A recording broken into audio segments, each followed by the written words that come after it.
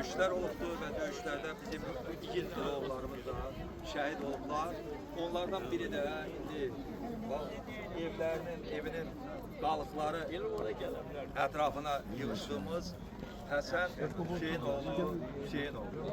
O daşbaşı şəhidlərdən biridir, əziz oğullarımızdan biridir və bura gəlməkdən məqsədimiz de ondan ibarətdir ki, bax bu yeri, bu yurdu, bu ocağı həm hər kəsə təqdim edək ki, bu yerdən, bu torpaqdan, bu balaca, bu böyük evlərdən, bu belə deyək də, divarlar arasından böyük oğullar çıxdı.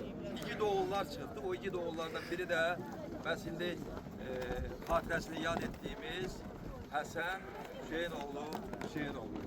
Ruhu şad olsun, məkanı cənnət olsun.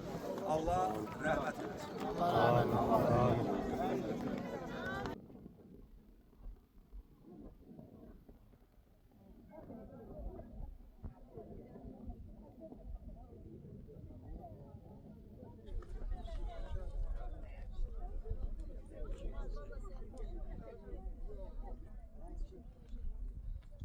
Allah rəhmət eləsin.